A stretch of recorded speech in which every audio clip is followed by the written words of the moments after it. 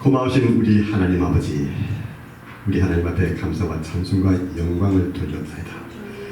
이렇게 우리의 삶 속에서 당신을 경배하고 또 당신의 그 말씀을 연구할 수 있는 이와 같은 귀한 은총을 베풀어 주심을 진심으로 감사드립니다. 여기에 모이신 우리 평신도 아카데미 학우님들 하나님께 감사드립니다. 이들의 그 마음속에 하나님의 그 말씀을 좀 더 사모하는 그 간절한 그 마음 너무나도 하나님께 감사드립니다. 하나님께 간절히 구하고기는 간절히 이들의 삶을 축복해 주시고 하나님이시여 우리 각 주의 성도님들의 그 삶 속에서 당신을 더욱더 깊이 알고 또 우리 하나님의 보좌 앞으로 더욱더 가까이 가는 이와 같은 이 모든 강의 시간이 될 수 있도록 하나님께서 축복해 주시고 인도하여 주시옵소서. 감사드리고 예수님의 귀하신 이름 받들어서 간절히 기도드리옵나이다. 아멘. 자, 그러면 여러분 오늘 에베소서 연구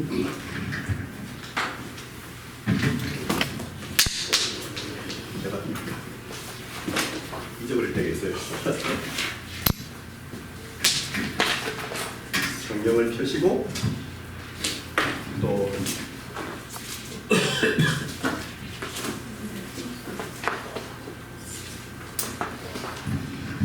성경책이 없으시면 여러분의 아이폰, 스마트폰을 여시고 이메일 체크하지 마시고 성경으로 이렇게 돌아가 주시면 대단히 감사하겠습니다. 그러면요, 이제 에베소서를 공부를 하는 데 있어서 이제 우리가 항상 본문으로 들어가기 전에 그 배경을 우리가 공부를 하는 것이 참 필요하고 중요합니다. 그래서 가령 예를 들어서 우리가 참 그 어떤 사람이 캘리포니아를 이제 그 방문하려면 캘리포니아의 그 대강 그 지역을 알고 그 다음에 구체적으로 이제 와서 여행을 하는 것이 필요하죠. 이와 마찬가지로 우리가 지금 에베소서 이 책을 공부를 하는 데 있어서 그 에베소서를 사도 바울이 쓰게 대한 그 배경과 또 그 에베소서 교회가 어떻게 시작했으며 또 어떻게 발전했으며 또 사도 바울과 그 에베소 교인들과의 그 릴레이션십이 그 관계가 어떤지 그걸 알고 그 다음에 이렇게 본문으로 들어가면 더 이렇게 우리에게 도움이 될 것으로 이렇게 생각합니다. 그래서 오늘 우리 한번 그 에베소서에 대해서 우리가 공부를 하는데요. 이 에베소서는 이제 교회 역사상으로 볼 때 비록 짧은 이런 책이지만 아니면 비록 짧은 서신이지만 상당히 중요한 이런 역할을 차지하고 있는 것을 볼 수 있어요. 그래서 이 많은 이 교회 지도자들이 그리고 학자들이 이 에베소서를 공부를 하면서 참 경탄을 하면서 이 에베소서에 대해서 이 책에 대해서 요약을 한 이런 스테이먼트가 있어요. 그걸 말해서 이제 트리뷰트를 하죠. 트리뷰트. 그래서 이제 보면 이 4세기의 그 크리소스톰이라는 분은 이야기하기를 에베소서는 이제 다른 서신에 흩어져 있는 사도 바울의 그 고차적인 생각과 교리가 이 서신 한 곳에 함축이 되어 있다. 이렇게 그 이야기를 하고 있습니다. 있고 그 다음에 또 이제 여러분께서 잘 아시는 칼빈 선생님 또 우리 학자라고 하겠죠. 이 존 캘빈은 이제 에베소서를 가지고 1558년 5월부터 1559년 3월까지 48번이나 이 책을 가지고 설교를 했는데 이분은 이야기하기를 에베소서를 자기의 가장 좋아하는 책으로 간주를 했습니다. 가장 좋아하는 책으로 이렇게 간주를 이렇게 했다고 이야기를 하고 있어요. 그 다음에 또한 저는 이분을 만나본 적은 없지만 그 에미타치 로빈슨이라는 그분은 이야기하기를 이 에베소서를 The Crown of Saint Paul's Writing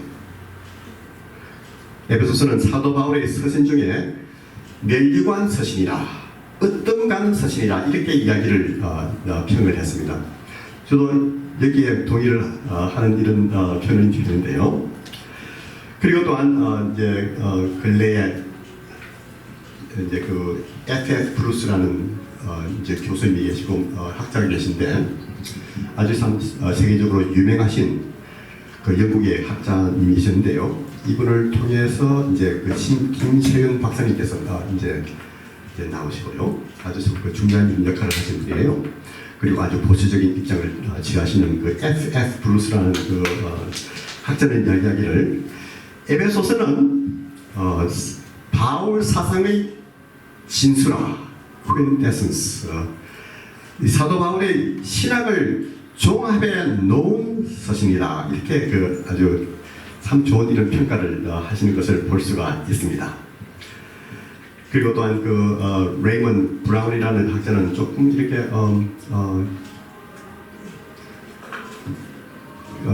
조금 그냥 일부를 한 편이지만 그래도 이제 이분이 어떻게 이야기를 하고 있냐면 사도 바울의 그 서신 중에서 이 로마서와 동등한 위치에 해서 많은 사람들에게 영향력을 준 서신이다. 이렇게 이야기를 하는 것을 볼 수가 있습니다.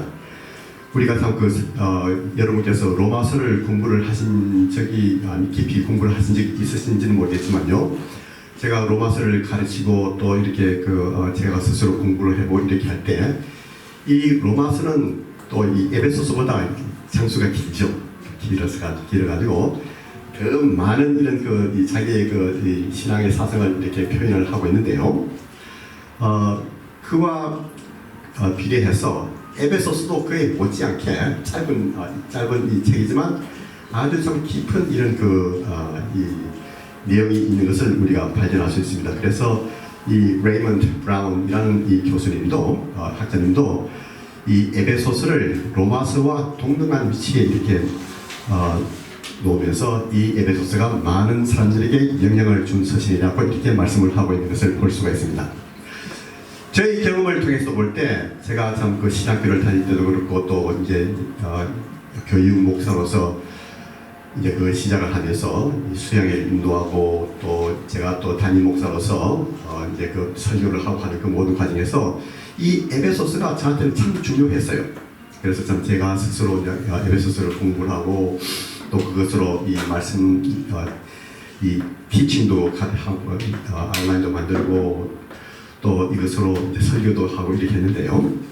여러분 중에서 또 에베소서에 대한 경험이 있으면 좀 말씀해 주시면 감사하겠습니다. 여러분의 그 개별적인 이런 차원에서 또 교회적인 차원에서 에베소서를 통해서 하나님께서 주신 귀한 하나님의 그 참 은혜 이런 것들이 있으면 잠깐 좀 이야기를 해주시면 감사하겠습니다. 여러분 이 삶 속에서 에베소서 중에서 내가 가장 좋아하는 성경 구절이라든지 내가 이 성경 구절을 외우면서 참으로 내가 신앙에 도움이 됐다. 아니면 어떤 그 구절들을 읽으면서 이것은 내 생활에 꼭 적용하는 이런 그 귀한 그 성경 구절이 됐다 하는 이런 참 여러분의 그 간증이 있으면 말씀을 해주시면 감사하겠습니다. 저는 너희는 은혜에 의해서 믿음으로 구원을 얻었나니 Yes. 그는 너희에게서 난 것이 아니고 하나님의 선물이다. 예.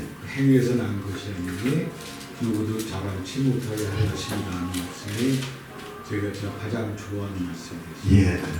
어떻게 됐죠 이게? 제가 이 뭐가 참 이렇게 실수 괜찮아요. 그게 성경 어느 구절 있죠? 2장 예, 에베소서 2장 8절에서 9절까지 말씀. 저희들이 또 이것을 공부를 하겠습니다. 근데 참 우리의 구원이 결단코 우리 행위로 나지 않았다는 그 사실이죠. 그 사실을 사도 바울은 우리에게 한 구절을 통해서 아주 정확하게 우리들에게 이야기해 주시는 것을 볼 수 있습니다. 대단히 감사합니다, 장로님. 또 여러분 중에서 또 바울 서신 중에 가장 깊고 어려운 것 같아요. 근데 제가 개인적으로 좋아하는 말씀이 2장 19절. 그러므로 이제부터 너희는 외인도 아니요 나그네도 아니요 오직 성도들과 동일한 시민이요 하나님의 권속이라. 제가 이 교회 처음 등록하고 새가족 환영할 때 우리 신동규 목사님 주신 말씀입니다. 아, 그러셨어요? 네. 아, 너무 좋네요. 자, 그래서 참 우리의 과거를 돌이켜보면서 This is what you were. 이전에 그 상태가 어땠다는 것을 이야기하고 지금 현재 상태에서 This is what you are. 이렇게 말씀하시는 그 사도 바울의 이 역설적인 이런 말씀이 계시죠. 감사합니다. 감사합니다. Thank you so much. 그리고 또 다른 분 계십니까? 예, 말씀하세요. 저는 에베소서 6장 10절에서 19절을 우리 어머니가 하나님을 통해 가지고 받은 말씀이라고 주셨는데 예. 거기서 되게 이게 쭉 하면서 모든 기도와 간구를 하되 무시로 성령 안에서 기도하고 이를 위하여 깨어 구하기를 항상 힘쓰며 여러 성도를 위해서 구하고 간구하라 하면서 우리가 뭐 혈과 육의 그게 아니고 그 정신갑주를 입어라. 예, 맞습니다. 예, 그래서 정신갑주를 입어라. 이런 이 말씀이 기도할 때마다 예, 얼마나 참 귀한 말씀입니까? 참 그래서 우리 삶 속에서 영적인 싸움에서 우리 여러 가지 일단 전투복이 있고 또 무기가 있는데 가장 중요한 그 무기가 뭐냐면 여기서는 말씀, 기도. 기도. 기도라는 그 사실을 사도 바울은 우리들에게 이 상기를 시켜주고 있죠. Wonderful. 또 여러분 있으세요? 제가 여러분께 조금 더 기회를 드리겠어요? 이제 또 이렇게 여러분 중에서 이런 경험이 없으시면요, 지금이 이제 좋은 경험이 되는 거예요. 이 말씀을 내가 계속해서 읽고 그러는 가운데서 그냥 여러분께서 좀 경탄하시는 이런 시간들이 그냥 계속해서 있기를 바랍니다. 그래서 올 때마다 와우 이렇게 참 너무 좋았다, 너무 좋다, 이 하나님의 말씀이 이렇게 좋은 줄 몰랐구나, 이렇게 참 생각하면서 깨닫는 이 시간이 되기를 바랍니다. 이렇게 되면요 어떤 결과가 나타나는 줄 알아요? 가르치는 사람이 신나요. 그래서 저희 가르치는 재미가 뭐냐면 이제 가르칠 때 그 성도님들이 그리고 학생들이 그게 대해서 반응을 하죠. 우리 저 목사님들께서도 마찬가지지만 그 가르치는 데 대해서 그 반응이 참 나면요 그보다 더 좋은 게 없는 것 같아요. 보니까. 그래서 참 여러분의 그 섬속에서 이 말씀을 통해서 더욱더 깊은 하나님의 그 은혜의 체험에 들어가시는 은혜가 있으시길 바랍니다. 자, 그러면요 저자는 누구냐면 누구겠습니까, 여러분?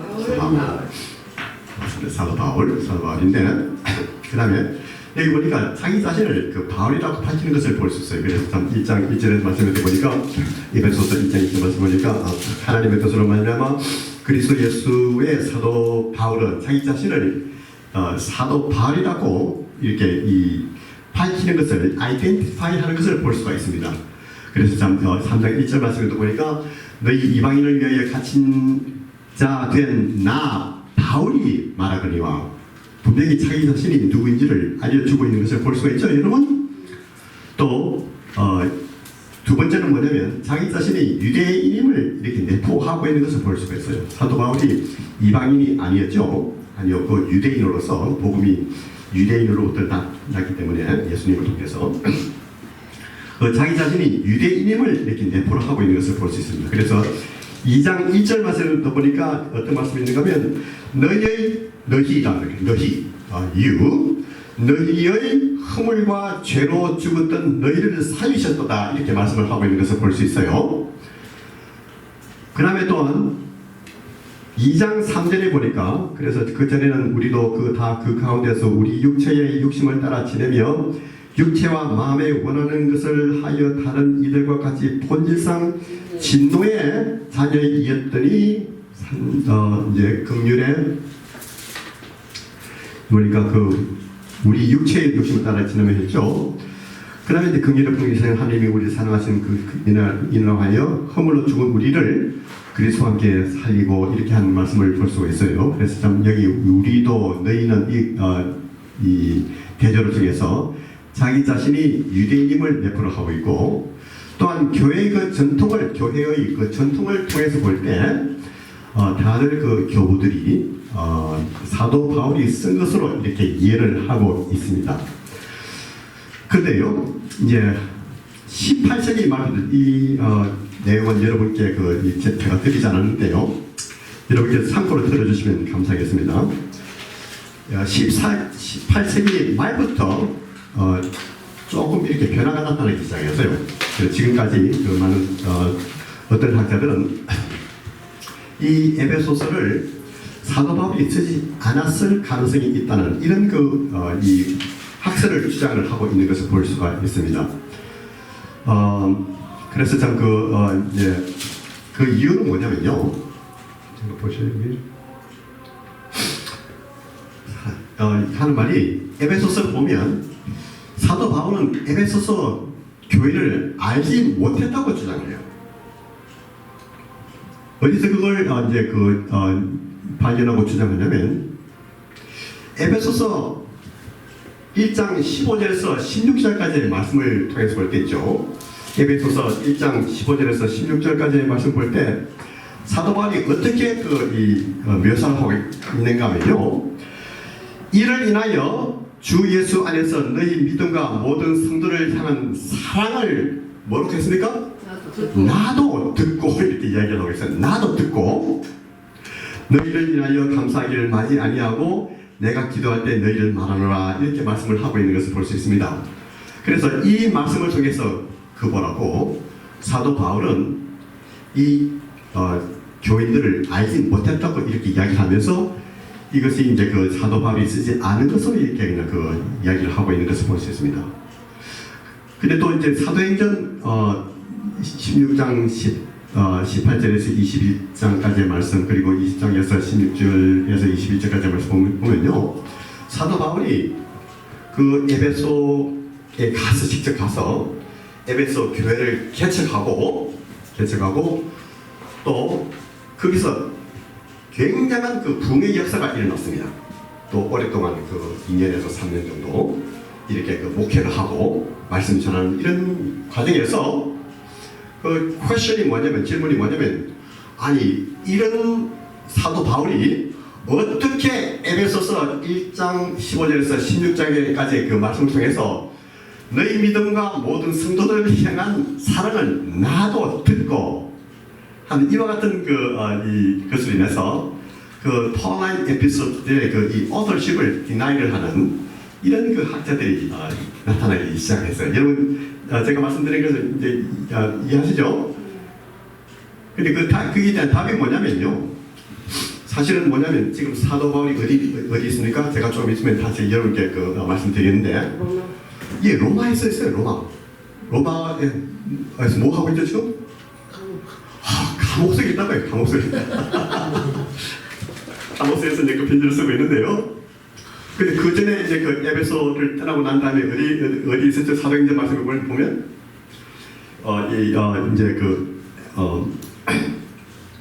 저기 뭡니까?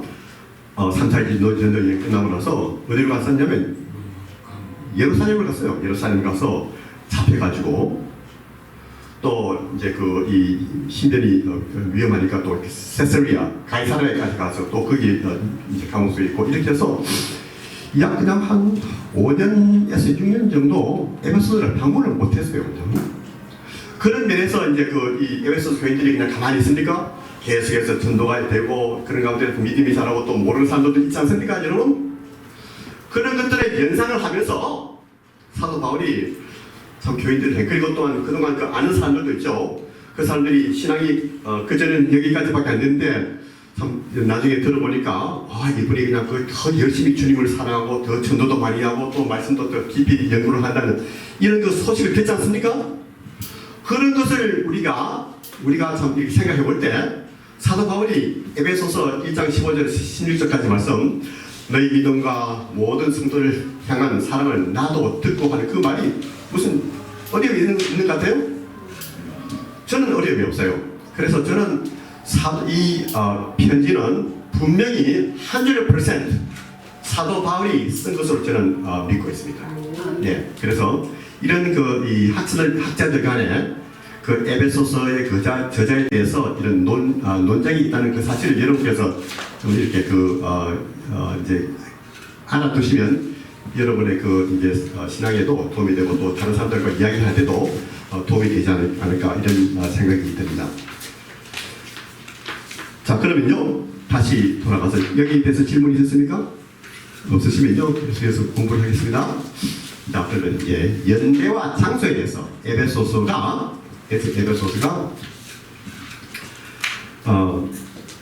언제 쓰여졌고 어디에서 쓰여졌는가 여기에 대해서 우리가 잠깐 구체적으로 한번 연구를 해보도록 하겠습니다. 여러분, 제가 여러분께 이제 사도행전을 공부하면서 여러분께 말씀드렸듯이 에베소서는 옥중 서신 중에 하나라는 그 사실을 우리가 공부를 했죠, 여러분. 사도 바울이 옥중 서신을 쓸 때 몇 년도부터 몇 년도까지 했죠? 60년에서 62년도 사이에 있었습니다. 60년도에서 62년도 사이에 있었는데 옥에 있으면서 몇 권의 편지를 썼습니까? 아니 몇 통의 편지를 썼습니까? 네 통을 썼어요. 4권. 그게 뭐죠? 에베소서, 골로새서, 빌립보, 빌레몬. 빌레몬서, 그 다음에 마지막에 빌보스를 쓴 것을 볼 수 있죠. 그래서 에베소서는 옥중 서신 중에 하나이라는 사실을 우리가 기억을 해야겠어요. 그러면 언제 로마 옥중에 감금이 됐는가? 제가 여러분께 말씀드렸죠. 언제 됐냐면 AD 60에서 62에 감금이 됐는데요. 그건 이 사실이 성경에 있는가 아니면 그냥 그 학자들이 그리고 우리 사람들이 생각하기를 그렇게 됐을 것이라 이렇게 간주했는지 성경 어디 있죠? 사도행전. 사도행전 28장. 봅시다. 보니까 구체적으로 거기에 대한 이 답이 나와 있어요. 사도행전 28장 16절에서 31절까지의 말씀을 보니까 우리 윤희수 권사님 한번 좀 읽어주세요. 한번. 아니면 어느 분들이 찾으셨든지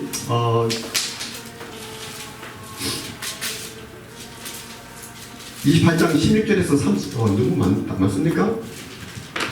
우리가 로마에 들어가니 바울에게는 자기를 지킨 한 군인과 함께 따로 있게 허락하더라.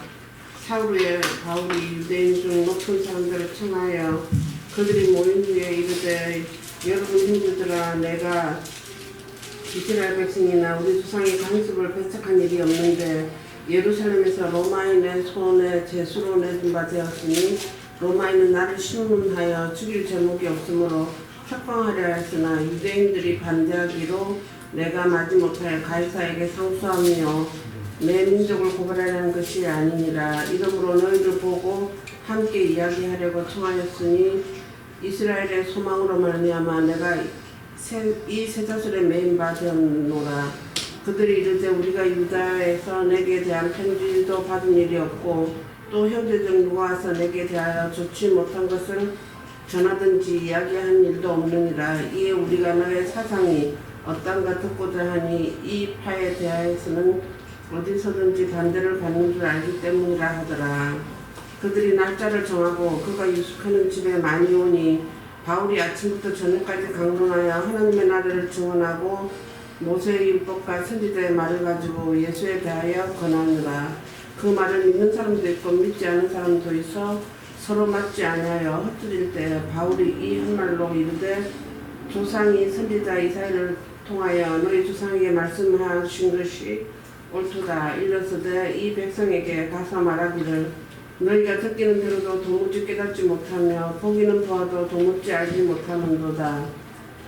이 백성들의 마음이 우둔하여져서 그 기도는 등하게 듣고 그는 감았으니 이는 눈으로 보고 귀로 듣고 마음으로 깨달아 돌아보면 내가 고쳐줄까 함이라 하였으니 그런즉 하나님의 이 구원이 이방인에게 보내진 줄 알라. 그것은 그것을 들으리라 하더라. 바울이 온 이태를 자기 셋집에 머물면서 자기에게 오는 사람을 다 영접하고 하나님의 나라를 전파하여 주 예수 그리스도에 관한 모든 것을 담대하게 거침없이 가르치더라. 예, 대단히 감사합니다. 제가 너무 많이 얘기했죠. 참 잘하셨어요. 참 잘했어요. 그래서 참 이 마지막에 그 사도 바울의 그 바울의 그 감옥소로 들어가게 되는 그 백그라운드를 우리가 들을 수 있었죠. 그래서 이 말씀을 통해서 볼 때 16절 말씀에 바울이 로마에 들어갔다고 이렇게 이야기하고 30절에서 31절까지 말씀 보니까 구체적으로 2년 동안 로마 감옥에 있었다고 이렇게 이야기하고 있죠. 그래서 이제 그 AD 그때가 AD 60 to 62예요. 60년에서 62년도 사이에 있었다고 이렇게 우리가 결론을 낼 수 있고, 그래서 좀 그 언제 감금되었냐? AD 60에 있었고 2년 동안 있었다는 그 사실을 우리가 볼 수가 있습니다. 그러면요, 자, 우리 이 연대 모습을 한번 해보도록 하겠어요. 첫째 전도 여행 때 사도 바울이 몇 권의 편지를 썼죠? 하나. 그게 뭐죠? 갈라디아. 갈라디아예요. 그게 이제 그 첫째 전도 여행 끝나자마자 곧인데 1년도 되지 않아서 그냥 이 대교가 되기 시작했어요. 믿음을 편하는 이런 사람들이 있어서 사도 바울이 상당히 강한 편지를 쓰고 있는데요. 그 다음에 또 두 번째 전도 여행은 몇 번의 편지를 썼죠? 그게 뭐죠? 데살로니가 전서. 어쩌면 그렇게 잘하세요. 데살로니가 전서예요. 하고 첫 번째 전도여행 때 한 권 편지를 쓰고, 두 번째 전도여행 때 두 권의 편지를 쓰고, 세 번째 전도여행 때 몇 권의 편지를 썼을 것 같아요? 1, 2, 3. 어쩌면 그렇게 참 논리 정돈하게 했는지 모르겠어요. 그게 뭐죠? 그렇죠. 고린도전서, 고린도후서, 로마서. 이것은 이제 메이저 이피소스라고 이렇게 하는데요. 그다음에 이제 첫 번째 로마 감금 됐을 때 이제 뭘 썼죠? 빌레몬서, 골로새서, 에베소서, 빌립보서를 썼습니다. 네 통의 편지를 쓰는데요. 그러고 나서 이제 사도 바울이 이제 그 빌립보서에서 보면 자기 자신이 감금에서 풀려나서 이게 미리 이야기를 해요. 이야기를 하고, 그 다음에 이제 그 학자들의 이 연구에 의하면 한 63년도에서 한 66년도까지 사도 바울이 이제 전도 여행을 이렇게 했다고 이렇게 하는데, 아마 이때 로마서 16장 그 말씀을 통해 볼 때 자기 자신이 어디로 가고 싶다고 했죠? 땅끝까지. 네, 서바나. 서바나가 지금 어디죠? 스페인까지 가서 말씀을 전하겠다고 했는데, 과연 사도 바울이 로마까지 갔는지 안 갔는지, 스페인까지 갔는지 안 갔는지는 그 역사적인 이런 증거가 확실하게 나타나 있질 않아요. 근데 그 갔을 가능성이 있다는 그 사실을 이야기해주고 있고, 그래서 그때 이제 그 쓴 책이 뭐냐면 사도 바울이 풀려 나온 이후로 어떤 책을 썼죠? 디모데전서, 디도서 썼습니다. 그러고 나서 이제 다시 감금이 됐어요. 그때 네로 황제 때 Great Fire 64 AD 로마 파이어에서 기독교인들이 핍박을 받게 되고, 그 다음에 사도 바울이 감금이 되고, 그때 이 책 보면요, 자기가 죽을 것을 알아요. 자기가 순교당한 것을 아는데, 그 책 이름 뭐죠?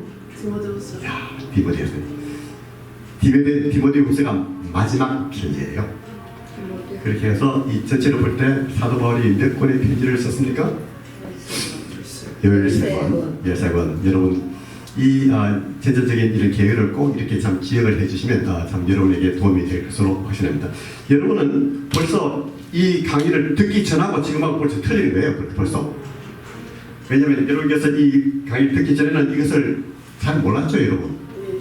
근데 여러분께서 이렇게 참 그 강의를 들으시면서 공부를 하시다 보니까 벌써 여러분의 그 지식이 조금 더 높은 이런 그 차원이 있다는 그 사실을 여러분께서 기억을 하시고, 또 우리가 참 하나님께 감사해야겠습니다. 자, 그러면요, 자, 또 계속해서 그러면 이제 저자는 사도 바울이었고, 그러면 수신자는 누구냐? 이 말씀을 통해서 보니까 에베소서에 있는 교인들이었겠죠, 여러분. 한번 봅시다. 그래서 사도 바울의 그 말씀에 의하면 이제 그 에베소서에 있는 성도들이라고 하고, 그리고 또 어떤 경우는 죄송합니다. 어떤 사본에 보면요, 그 에베소서에 있는 그 에베소서라는 그 말이 없습니다. 말이 없어요. 언급이 없어요. 그래서 이제 어떤 그 학자들은 이야기하기를 아마 이것이 그 circulatory letter 라고 이렇게 그 circulatory를 한국말로 어떻게 표현하죠? 회람 편지. 이렇게 그 추측을 하고 그래서 참 그 에베소서를 그 말을 빼고 또 이 다른 사람들에게 이 교인들에게 이제 그 기록해가지고 뺏겨가지고 이렇게 읽게 허한 이런 그 circulatory 그 레터리 아니었나 이렇게 생각을 한 경우가 있습니다. 그래서 2장 2절의 말씀을 보니까 에베소서에 있는 성도들에게 편지한다 이렇게 말씀을 하고 있는 것을 볼 수 있어요. 자, 그러면요 에베소서 그 도시에 대해서 우리가 잠깐 공부를 해보도록 하겠습니다. 에베소서 도시는 실제로 아시아와 로마 그리스도를 연결하는 중요 상업 도시였습니다. 여러분, 제가 지난번에 말씀드렸듯이 이 아시아는 어떤 아시아죠, 여러분? 소아시아. 지금 이 북동아시아가 아니고, 그래서 이제 제가 지난번에 여러분께 말씀드렸을 때 복음이 하나님께서 아시아에 복음을 전하지 말라는 성령님의 그 지시에 의해서 유럽을 갔기 때문에 복음이 돌아서 왔다고 이렇게 하는 가르침이 있다고 했죠. 그것이 옳은 가르침이라고 했습니까? 틀린 가르침이라는 그 사실을 여러분께서 꼭 이렇게 기억을 해주시면 감사하겠습니다. 그래서 여기 볼 때 여기에요. 여기 에베소고 여기가 유럽이고요. 아주 가까워요. 여기가 보면 여기를 소아시아. 그래서 에베소라는 그 도시가 이 로마와 그리스도를 연결하는 중요 상업 도시였다는 사실을 우리가 볼 수 있고요. 그래서 에베소의 하나 고대 사진인데요. 그다음에 또 이제 두 번째는 그리스도 종교의 중심지였습니다. 종교의 중심지. 그래서 거기에 아데미 신전이 있었고, 아데미 신전이라고 하면 이제 아데미는 어떤 곳이죠? It was one of the seven wonders of the ancient world. 고대 7대 불가사의 중에 하나였다고 이렇게 이야기할 수 있어요. 그래서 거기에 이제 다이애나 여신상이 있었고, 여기 보니까 그 신전이 있죠. 있었고, 그 다음에 이제 여기도 그 신전이 있었고, 그러니까 이거 상상해가지고 이렇게 이제 다시 리컨스트럭션을 한 그림인데요. 그리고 또 다이애나 여신상 그 동상이 있고, 그래서 참 그러면서 이 그리스도 교회 종교의 그 중심지였다는 사실을 우리가 기억을 해야겠습니다. 그리고 또한 세 번째는 뭐냐면 이 도시가 크고 또 돈이 많고 부유하다 보니까 이 향락과 스포츠 게임으로 아주 유명한 도시였어요. 그래서 여기 보니까 고대 에베소 연극장인데요. 이런 연극장들이 경기장이 이 그리스뿐만 아니라 이 에베소뿐만 아니라 이 이스라엘에 가도 이런 것들이 많이 있는 것을 볼 수 있습니다. 그래서 그 고대 사람들이 참 보니까 지금 우리가 이 마이크로폰 시스템이 없어져 있죠. 그 고대 사람들의 그 머리가 기가 막힌 사람들이었어요 보니까. 그래서 이제 제가 이스라엘에 가서 볼 때 있죠. 여기서 제가 이야기해도 여기가 들리게 돼 있어요. 놀랍죠? 그래서 그 내추럴 그 어쿠스틱 시스템을 이렇게 해가지고 통해서 그 육성으로 이렇게 해도 들릴 수 있도록 이렇게 이 경기장을 만들어 놓았어요. 그래서 이 연극장이 여기 있는 것을 볼 수 있고, 또 이제 사도행전 19장 29절 말씀 보니까 이제 사도 바울이 핍박을 받을 때 온 성이 요란하여 일제히 연극장으로 달려 들어갑니다 이렇게 했죠. 그래서 그 연극장이 몇 군데 있을지 몰라도 그 중요한 연극장이 있었다는 그 사실을 우리가 볼 수 있고, 또한 이 고린도전서 15장 32절 말씀을 보니까요. 이제 고린도전서 15장 30절 말씀을 보니까 사도 바울이 그 에베소에서 목회하는 그 때를 이렇게 연상하면서 내가 범인처럼 에베소에서 맹수로 더불어 싸웠으면 내게 무슨 유익이 있느냐 이렇게 하면서 이제 이 사도 바울이 그 resurrection에 대해서 가르치고 있어요. 그러니까 resurrection이 없으면 이와 같은 경험이 무슨 유익이 있으려 하는 이런 말씀이에요, 여러분. 그래서 여기 보니까 좀 이상하게 맹수로 더불어서 싸웠다 이렇게 하는 그 말씀이 나와 있고, 그 다음에 또한 디모데후서 4장 10절 말씀을 보니까요, 갑자기 사도 바울이 내가 사자의 입에서 건지었느니라. 여러분 어떻게 생각하세요? 이것을 우리가 어떻게 그냥 이해를 해야 될지. 사도 바울이 이제 이 말씀을 쓸 때 그냥 상징적으로 이제 그 metaphorical expression으로서 상징적으로 그만큼 악한 사람들이 있었다는 것을, 아니면 그와 같은 그 심한 핍박을 받았다는 것을 이야기를 하고 있는지, 아니면 이 핍박이 너무나도 심했기 때문에 사도 바울이 복음으로 인해서 직접 맹수와 이렇게 그냥 대하는 이런 경우가 있었는지, 여러분 어떻게 생각하세요? 좀 문맥적으로 따지면은 그냥 실제 그런 경험을 했는 것처럼 보이는데, 집사님 포버디스 같은 그런 경우에도 보면은 예. 함으로써 사자가 그렇게 따르게 되는. 예, 뭐 제가 여기 대해서 이제 우리 학생들에게도 이야기하고 또 우리 다른 사람들이 이야기하면 그거는 그냥 이쪽에 그 상징적인 이런 그 표현이라고 이렇게 이야기를 하는 사람들이 많이 있는데요. 저는 이 바울 서신을 읽으면 읽을수록 느낌이 뭐냐면 maybe 사도 바울이 그런 경험도 있지 않았는가 하는 이런 생각이 들 때가 많이 있습니다. 근데 제가 이렇게 말씀드린 것은 제 생각이에요. 성경에 이런 구체적인 근거가 있는 것이 아니고, 그런데 이제 여기 보니까 내가 사자의 입에서 건지었느니라, 하나님께서 사도 바울을 통해서 참 이런 그 가지 참 우리가 상상치 못한 이런 그 기적을 일으키시기 때문에요. 하나님께서 이 다니엘을 사자의 입에서 구하셨던 것 같이 이런 가능성도 있지 않을까 이렇게 생각이 되는데, 여러분 제가 이렇게 말씀드린 데서 어떻게 생각하세요? 근데 이제 제가 이렇게 말씀드려도 여러분께서 동의를 안 하셔도 괜찮아요. 근데 이제 이런 그 성경 구절이 있다는 것을 여러분께서 이렇게 알아두시면 감사하겠습니다. 그래서 참 그 향락과 스포츠로 게임으로 유명한 이런 도시였다는 그 사실을 우리가 알 수 있고요. 그다음에 이제 그 에베소서 교회를 통해서 우리가 좀 더 자세히 볼 수 있죠. 첫째 질문이 뭐냐면, 그러면 에베소 교회는 언제 어떻게 개척이 되었는가? 언제 어떻게 개척이 되었는가? 이 사도행전 18장 18절에서 21절까지의 그 말씀 보면요, 이때가 이제 언제가면 2차 전도 여행 마지막 때 이런 일이 일어나고 있어요. 그래서 이제 18절 말씀을 보니까 여러분께서 한번 봅시다. 18절에서 22절까지 먼저 좀 읽어주시면 감사하겠습니다.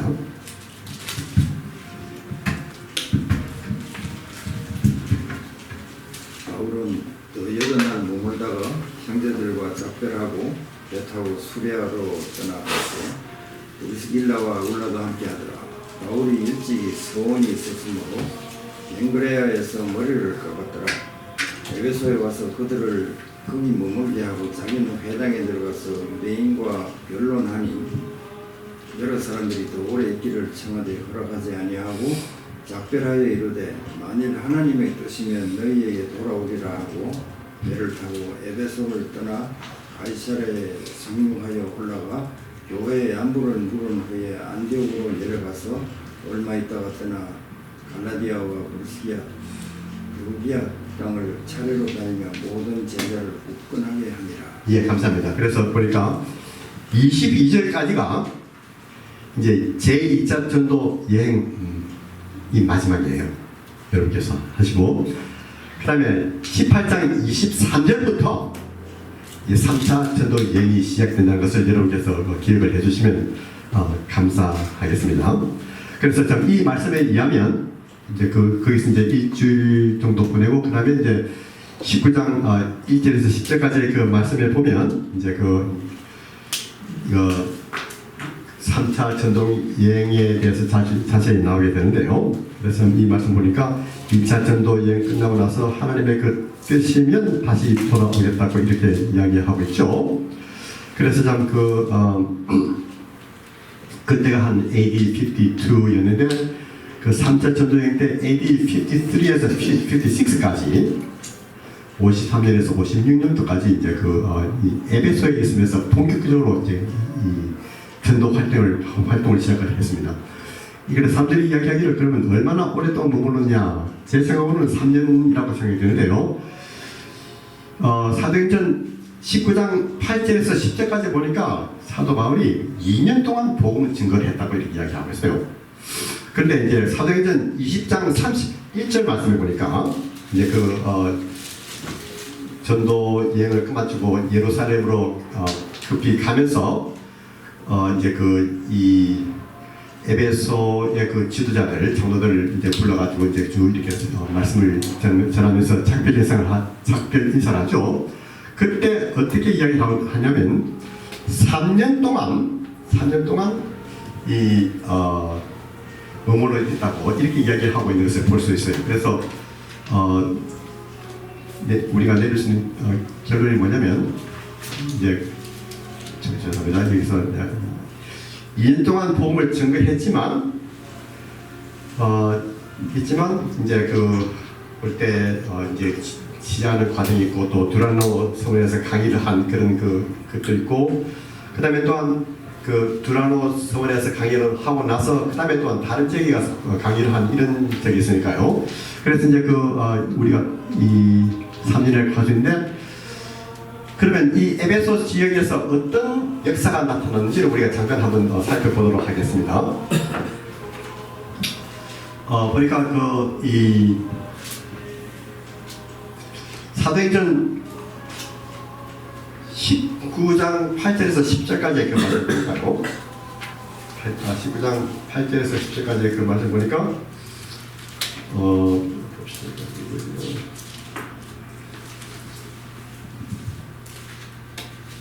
보니까 이제 어떤 말씀이냐면, 바울이 회당에 들어가 석 달을 동안을 단정히 하나님의 나라에 대하여 강론하며 금연하되 어떤 사람들은 마음이 굳어 순종치 않고 무리 앞에서 이 도를 비방하거늘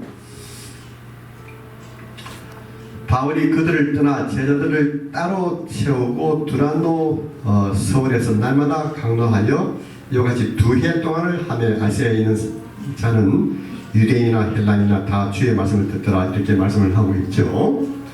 그래서 그 결과에서 모든 사람들이 그 복음을 들었다고 이렇게 말씀을 하고 있고, 그 다음에 또한 사도행전 19장 11절에서 20절까지의 그 말씀을 보면요, 보면 이제 그 11절부터 17절까지의 그 말씀을 통해서 보면 이제 큰 기적적인 그 역사가 나타나는 것을 볼 수가 있습니다. 볼 수 있는데요. 그래서 참 그거 볼 때 이제 18절에서 20절까지 그 말씀을 통해서 볼 때 이제 그 마술책을 불살하는 그 사실을 우리가 볼 수가 있죠. 그래서 참 17절부터 20절까지 말씀 보니까 에베소에 거하는 유대인과 헬라인들이 다 이 일을 알고 두려워하여 주 예수의 이름을 높이고 믿는 사람들이 많이 와서 자복하여 행한 일을 구하며 또 마술을 행하는 많은 사람이 그 책을 모아 가지고 와서 그 모든 사람 앞에서 불사르니 그 책 값을 계산한 적 은 5만이나 되더라. 이와 같이 주의 말씀이 힘이 있어 흥왕하여 세력을 얻으니라 이렇게 말씀을 하고 있습니다. 여기 보니까 이 부흥의 역사가 나타나고 있어요. 그래서 은 5만이라고 이렇게 했는데, 그러면 이 은 5만의 그 가격이 지금 현재 시가로 얼마나 될까 한번 이것을 좀 생각해 봤습니다. 굉장한 돈이었어요. 그러니까 한 드라크마가 어떻게 되냐면요. 그때 당시에 하루 품삯이에요. 한 드라크마. 그러니까 결국 뭐냐면 5만 드라크마면 굉장한 돈이죠, 그냥. 근데 제가 지금 이걸 계산을 이제 그 참고서를 보면서 계산해 봤는데 현재 돈으로 얼마나 될까 이렇게 좀 생각해 봤어요. 그래서 제 나름대로 계산하면서 이제 그 여러 가지 연구 자료를 통해서 이렇게 계산해 봤어요. 5만 되니까 지금 현재 우리가 그 미니멈 웨이지가 캘리포니아 어떻게 되죠? 15불에서 20불까지 됐죠. 그러니까 어떤 경우는 20불이죠. 그래서 그냥 그 미니멈 웨이지를 15불로 하고 그 다음에 8시간을 일을 한다고 생각해 볼 때 있죠. 아마 여기서 계산 제일 잘 하시는 분이 누구시죠? 한 about $6 million 아니면 이 미니멈 웨이지가 좀 더 높으면 $8 million 되지 않았을까 하는 이와 같은 그 결론을 내릴 수가 있습니다. 그래서 참으로 그 큰 역사가 나타나는 것을 볼 수 있어요. 그래서 이 사도 바울을 통해서 좀 큰 역사가 나타나는 것을 볼 수 있고, 그 다음에 또한 이제 에베소서 지역에서 어떤 역사가 나타나냐면요. 이제 19절에서 23절에서 27절까지 그 말씀을 통해 보니까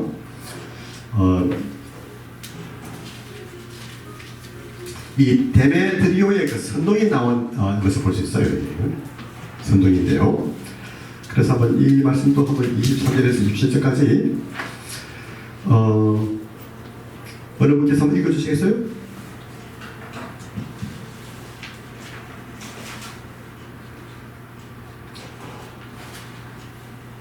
네, 제가 읽기로 하죠. 그때쯤 되어 이 도로 인하여 적지 않은 소동이 있었으니, 즉 데메트리오라는 어떤 은장색이 아데미의 은감실을 만들어 직공들로 적지 않은 불의를 하게 하더니, 그가 그 직공들과 이러한 영업하는 자들을 모아 이르되, 여러분도 알거니와 우리의 유족한 생활이 이 업에 있는데, 이 바울이 에베소뿐만 아니라 거의 아시아 전부를 통하여 허다한 사람을 권유하여 말하되, 사람의 손으로 만든 것들은 신이 아니라 하니 이는 그대들도 보고 들은 것이라. 우리의 이 영험한 천하의 위험이 있을 뿐 아니라 큰 여신 아데미의 정각도 신각도 경홀이 여김이 되고 온 아시아와 천하가 위하는 그의 위험도 떨어질까 하노라 이렇게 말씀을 하고 있는 것을 볼 수 있습니다. 이렇게 사람이 선동하는 것을 볼 수 있죠.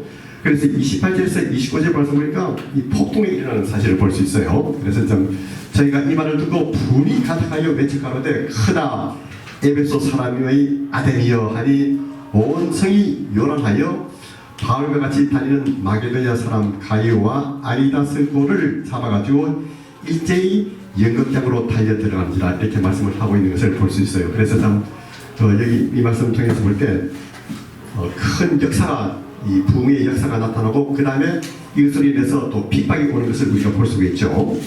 자, 이와 같은 그 배경이 있다는 그 사실을 우리가 기억을 해야겠습니다. 그러면요, 우리가 또 생각할 때, 그러면 사도 바울이 에베소서를 쓰는 그 목적이 무엇인가?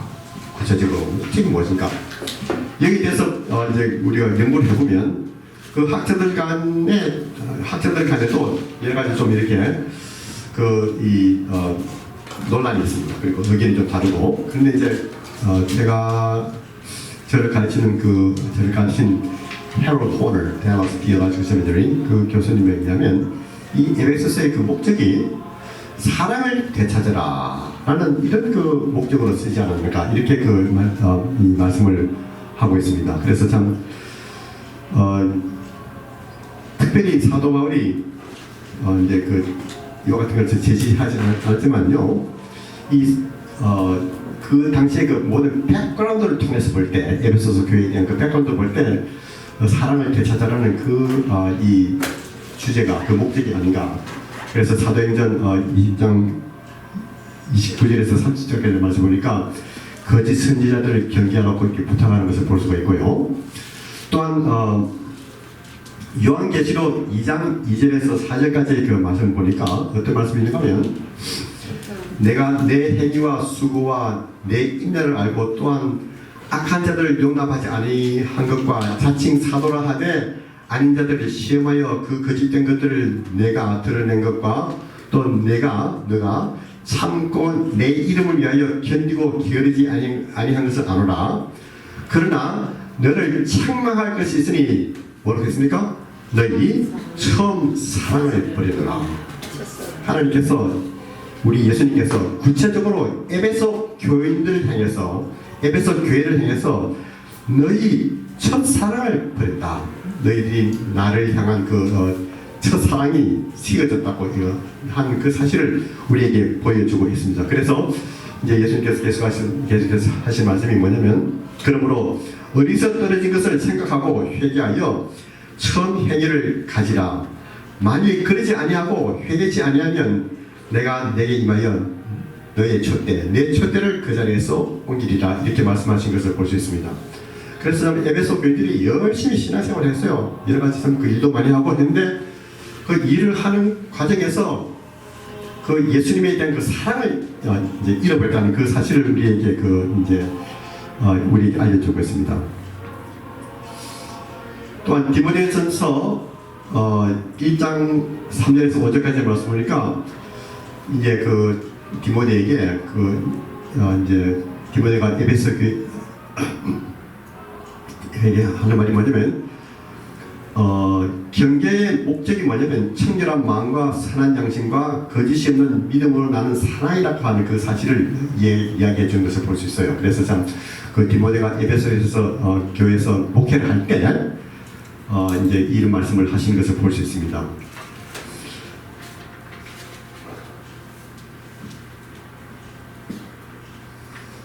그래서 참 또한 에베소의 그 말씀을 통해서 볼 때요. 1장 4절 말씀을 통해서 볼 때 우리로 사랑 안에서 그 앞에 거룩하고 흠이 없게 하시려고 하는 그 말씀이 있는데 여기 보니까 사랑이라는 그 표현이 나와 있고 그 다음에 또한 6장 23절에서 24절까지 말씀을 보니까 우리 주 예수 그리스도를 변함없이 사랑하는 모든 자에게 이렇게 그냥 그 사도 바울이 그 사랑에 대해서 이야기를 하고 있는 것을 볼 수가 있습니다.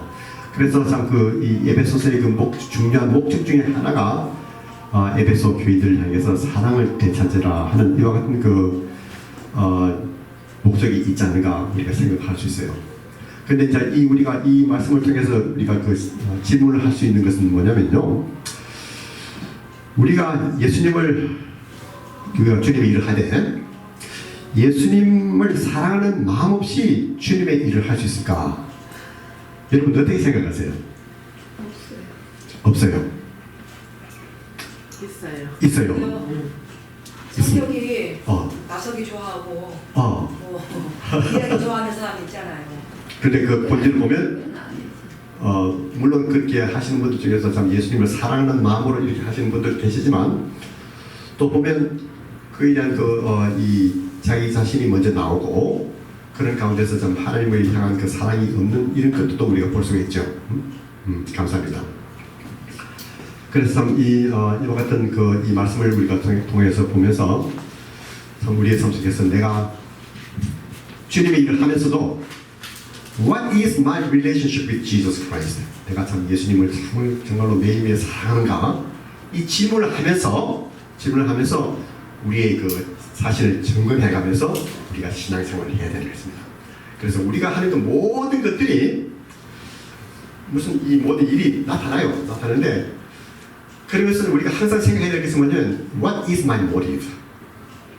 내가 참 하는 동기가 무엇인가? 내가 참 예수님을 사랑하기 때문에 하나님을 사랑하기 때문에 내가 이것을 하는가? 우리 자신을 점검하면서 매일매일 삶 속에서 참 신앙생활을 하도록 해야겠습니다. 자 그러면요 조금 더 나가서 이 주제에 대해서 공부를 하도록 하겠습니다. 그러면 에베소서를 볼 때 에베소서의 메인 팀이 무엇인지 그 주제가 무엇인지 한번 살펴보도록 하겠습니다. 에베소서의 그 중요 주제가 뭐라고 생각하세요, 여러분? 사랑. 그건 이제 제가 목적이라고 말씀했죠. 근데 그 사도 바울이 이제 쭉 이렇게 그 신학적인 이런 교리를 다루면서 아주 강조하는 이런 그 부분들이 이 중요한 주제가 있습니다. 하나됨. 하나됨. 뭐에서 하나된 거죠? 주 안에서. 즉 다시 말씀드려서 사도 바울이 이 하나됨을 강조하면서 왜 그렇게 우리가 하나됨이 이루어져야 되는가 하면요. 우리 예수님은 그리스도의 이제 교회는 우리 예수님의 그 몸이기 때문에 Church is the body of Christ. 그리고 또한 여러분과 제가 이 교회에 속해 있기 때문에 그렇기 때문에 우리가 사랑해야 되고 이렇게 참 그 이 신앙생활 안에 있어서 참 그 서로를 격려해주는 이와 같은 삶을 살라고 이렇게 하시는 그 말씀이고요. 그래서 주제가 에베소서의 그 주제가 뭐냐면 그리스도는 The Church is the body of Christ라는 그 사실을 사도 바울이 이 에베소서를 통해서 계속해서 참 이렇게 강조하는 것을 볼 수가 있습니다. 그래서 1장 1절에서 1장 20절에서 23절까지 말씀을 보면요. 한번 여러분께서 한번 찾아서 읽어주시겠어요? 1장 20절에서 23절까지 말씀. 그의 능력이 그리스도 안에서 역사하사 죽은 자들 가운데서 다시 살리시고 하늘에서 자기의 오른편에 앉히사 모든 통치와 권세와 능력과 주권과 이 세상뿐만 아니라 오는 세상에 일컫는 모든 이름 위에 뛰어나게 하시고 또 만물을 그의 발 아래 복종하게 하시고 그의 만물 위에 교회의 머리로 삼으셨느니라. 교회는 그의 몸이니 만물 안에서 만물을 충만하게 하시는 이의 충만함이니라. 예, 그래서 참 이 말씀을 통해서 볼 때 사도 바울은 예수님은 교회의 머리다 이렇게 말씀하시고, 그러면 교회 자체는 무엇이냐? 예를 들어서 볼 때 교회는 그리스도의 그 몸이라고 이렇게 말씀을 구체적으로 하시는 그 말씀을 우리가 볼 수가 있습니다. 그리고 또한 에베소서 2장 20절에서 22절까지의 말씀, 이 말씀도 한번 여러분 중에서 한 분이 찾으셔서 우리를 위해서 읽어주시겠습니까? 너희는 사도들과 선지자들의 터 위에 세우신 자라. 그리스도 예수께서 친히 모퉁이 돌이 되셨느니라. 그의 안에서 건물마다 서로 연결하여 주 안에서 성전이 되어가고 너희도 성령 안에서 하나님의 거하실 처소가 되기 위하여 예수 안에서 함께 지어져 가느니라. 예, 감사합니다. 그래서 이 그리스도의 몸이 점점 이제 지어가는 것을 볼 수 있고, 또 이 말씀을 통해서 이제 유대인과 이방인이 하나라는 그 사실을 이제 우리에게 말씀을 해주고 있어요. 그 다음에 또한 에베소서 3장 1절에서 13절까지의 말씀을 통해서 볼 때 있죠. 특별히 6절 말씀을 보니까 어떤 말씀이 있는가 하면 이런 말씀이 있어요. 이는 이방인들이 복음으로 말미암아 그리스도 안에서 함께 후사가 되고 함께 지체가 되고 함께 약속에 참여하는 자가 됩니다. 이렇게 말씀을 하고 있는 것을 볼 수 있어요. 그래서 이 말씀을 통해서 볼 때 이제 그 사도 바울은 교회라고 할 때는 유대인뿐만 아니라 유대인과 이방인이 같이 합친 이 모임이 바로 그리스도의 몸이라는 그 사실을 우리들에게 말씀을 해주고 있습니다. 그래서 참 여러분께서 이 2장과 3장 말씀을 보면 구체적으로 참 예수님 교회가 참 그 유대인이 포함이 되고 또 이방인이 함께 포함된다는 그 사실을 이렇게 강조를 하고 있어요. 근데 제가 여기에 대해서 조금 더 앞으로 강의를 할 수 있는 이런 기회가 있을지는 모르지만요. 여러분께서 에베소서 3장 말씀을 통해서 볼 때 있죠. 한번 3장 1절과 2절 사이를 여러분께서 추시해 주시면 감사하겠습니다. 여러분께서 읽으시면요. 이러함으로 그리스도 예수의 일로 너희 이방인을 위하여 가진 자 된 나 바울은 이렇게 해놓고 그 다음에 어떻게 되죠? 갑자기 너희를 위하여 내게 주신 하나님의 은혜의 경륜을 내게 들었을 터이라 이렇게 말씀을 하고 있는 것을 볼 수 있어요. 그래서 갑자기 그냥 그 다른 이야기를 하고 있는 것을 볼 수가 있습니다. 그래서 이제 여러분께서 이 말씀을 3장 말씀을 읽으실 때 어떻게 읽으셔야 되냐면요. 사도 바울이 이제 하고자 하는 3장에서 하고자 하는 그 목적이 뭐냐면 기도해 주기를 원해요. 기도해 주기를 원하는데요. 그래서 이제 기도 내용이 어디서 나오냐면 14절에서 3장 14절에서 22절까지 나오는 거예요. 근데 이제 우리가 생각해야 될 것이 뭐냐면 사도 바울이 기도를 하려고 할 때 갑자기 2장까지 이야기한 이제 결국 뭐냐면 이방인이 교회로 들어왔다는 사실, 유대인과 이방인이 하나라는 것 사실, 예수님 안에서 하나라는 것을 이야기를 이렇게 하는 데 있죠. 이제 그래서 기도를 이제 시작하는데 갑자기 wait a minute, I need to continue 하면서 잠깐 이 1장 1절을 3장 1절을 두고 있죠. 갑자기 중단하는 거예요. 그러나서 다시 생각을 돌려가지고 이제 이방인의 역할에 대해서 하나님께서 우리 이제 이방인이 교회를 들어왔다는 그 사실을 더 자세하게 이야기를 해주는 이 구절이 2절에서 13절까지라는 그 사실 여러분께서 기억을 해주시면 감사하겠습니다. 여러분 이해하시죠? 예, 제가 여기에 조금 더 자세히 말씀드리겠어요. 그래서 이제 이제 에베소를 쓰는 그 주제가, 에베소의 주제가 뭐냐면 예수는 그리스도의 몸이라는 그 사실. 그 다음에 이제 구체적으로 이제 조금 더 나가서 이제 에베소의 윤곽이라서 이제 얘가 이제 여러분께서 이제 에베소서를 읽으실 때 여기 이 아웃라인을 가지고 이 말씀을 읽으시면 참 도움이 될 것을 생각합니다. 그래서 에베소서의 를 두 부분으로 나누라 하면 어떻게 나눌 수 있냐면요. 아주 간단해요. 교리, 행함. 그러면 교리는 어디에 있냐? 1장에서 3장까지 있습니다. 그리고 그러면 우리의 선생님께서 practice라고 하는데 그 practice는 어디에 있냐면 4장에서 6장까지 주로 이렇게 나와 있는 것을 볼 수가 있어요. 그래서 우리가 다음 주에 또 계속해서 말씀 공부할 때 이 교리에 대해서 먼저 공부를 하겠습니다. 1장을 특별히 공부를 하고 그 다음에 이제 남은 시간이 있으면 4장, 5장까지 그리고 또 가능하면 6장까지 가서 또 하나님께서 우리에게 주시는 그 귀한 말씀을 우리가 경험을 하도록 하겠습니다.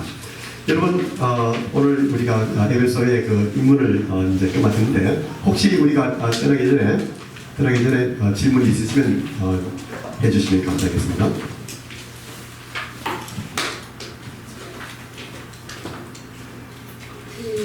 역사적으로 예. 에베소가 왜 망했나요? That's a good question. 그래서 예수님께서 하신 말씀이 뭐냐면 이제 에베소 교회를 향해서 교인들을 향해서 너희들의 사랑을 되찾아라고 했죠. 그러지 않으면 너희에게서 촛대를 꽂기겠다고 말씀하셨어요. 아마 그것을 통해서 볼 때 에베소 교인들이 그 사랑을 회복하지 못한 그냥 여러 가지 일에만 바빠가지고 하나님 예수님을 사랑하는 그 마음이 떠났기 때문에 또 다른 이제 종교와 타협을 하는 이런 결과가 나타나지 않는가 하는 이런 생각이 듭니다. 교회가 망한 거 말고 도시 자체가 다 없어지지 않았나요? 도시 자체는 없어지지 않았어요. 지진으로 없어졌죠. 지금 현재 상태에서 에페소서는 제가 지진이 언제 일어났죠? AD 400년인가 400년 그때 났어요. 터키나 소아시아의 백그라운드를 역사를 이제 좀 이렇게 아시려고 하면 우리 제 스승에게 좀 이렇게 말씀을 해야 됩니다. 네, 감사합니다. 그래서 지금 현재 상태에서 옛날에 있는 이 여러 가지 흔적만 남지 그것이 계속하지 못했다는 그 사실. 근데 또 다른 교회들도 마찬가지예요. 다른 교회 사라지고 교회가 사라지면서 또 다른 형태로 있는 그 계속해서 하나님의 역사가 일어나고 이렇게 되는 것을 우리가 볼 수가 있습니다. 아주 좋은 질문이었습니다. 좋은 질문이고 또 우리 집사님 또 무슨 질문이 있습니까?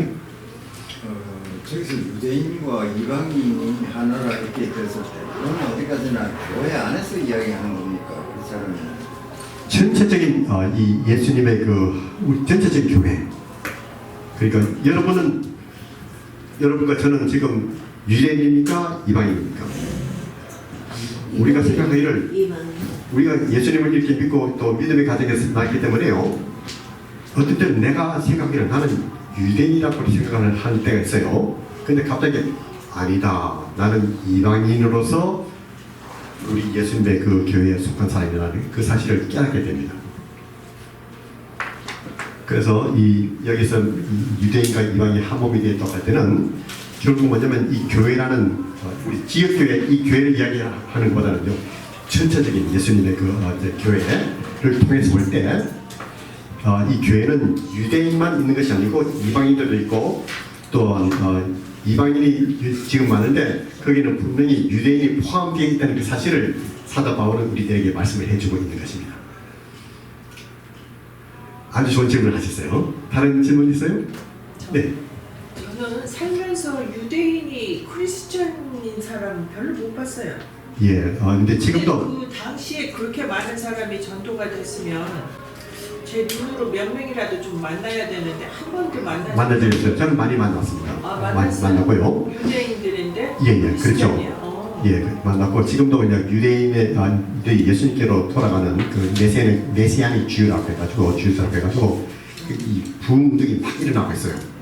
일어나고 있는데, 근데 이제 그 사도 바울 시대 때도 그 전체적인 그 이 인구에 비해서 그 기독교는 소수예요, 소수. 그런 면에서 볼 때 이제 대부분 사람들이 예수님을 거절했습니다. 그리고 거절하는 그 사실 역사가 지금도 계속되고 있는 거예요. 제가 그 이스라엘 가서 제 아내가 이스라엘 가서 이제 유대인을 만나서 얘기할 때 물어보면 자기들 예수님 안 믿다고요. 예수님을 자기의 메시아로 영접하지 않는다고 이야기를 해요. 근데 이제 그 어느 성경 말씀을 보면 그 유대인들이 회개하고 하나님께로 돌아오는 그 때가 있다고 이야기를 해요. 전체적인 그 nationwide revival인데 그게 어디 기록되어 있죠? 여러분 꼭 아셔야 됩니다. 이건 그것이 로마서 9장, 10장, 11장에 특별히 11장에 보니까 이제 그 이스라엘 민족이 회복을 한다고 말씀하고 있습니다. 그래서 참 여러 가지 정세 가운데서도 우리가 참 그 이스라엘에 대해서도 우리가 좀 연구를 좀 해보는 것도 좀 필요하다는 게 생각이 들어요. 여러분 공부할 게 너무너무 많죠. 그리고 또한 이 말씀을 통해서 또 이 세계를 바라보고 이렇게 하면서 우리가 좀 더 주님께로 더욱더 가까이 고 하나님의 말씀을 더 깊이 있게 이해를 할 수가 있는 것입니다. 예, 말씀하세요. 여기 유대인들은 굉장히 배타적이잖아요. 지금 자기네들은 선택받은 백성이다. 그래서 어떤 그 자부심을 가지고 성경의 뜻이 아브라함의 주신 그 말씀대로 너를 축복하는 자에게 축복을 하고 너를 미워하는 자에게 저주한다. 이걸 갖다가 아주 굳건히 믿고 더군다나 이제 예수님을 메시아로 보니까 우리 국민들하고 상당히 거리가 맞습니다. 그래서 그 사람들이 간단하게 말씀드렸어요. 그렇게 한 이유가 뭐냐면 하나님의 말씀을 완전히 깨닫지 못했기 때문에 또 하나님의 그 말씀을 완전히 받아들이지 못했기 때문에 이해를 못하기 때문에 그런데요. 언젠가는 이제 그 유대인들 간의 그런 큰 부인을 하나님을 확실하게 알게 되는 그런 역사가 나타나는 것을 성경에서 말씀해 주고 있어요. 우리 다 같이 한번 기도하겠습니다. 고마우신 우리 하나님 아버지시여 이렇게 참 저희들에게 귀한 말씀을 연구할 수 있는 은혜를 부르주시면 감사합니다. 우리 귀한 성도님들 하나님께서 축복해 주시고 이번 한 주도 살면서 언제나 주님을 승리하는 이와 같은 삶이 될 수 있도록 하나님께서 축복해 주시고 인도하여 주시옵소서. 감사드리고 예수님의 이름으로 기도드리옵나이다. 아멘.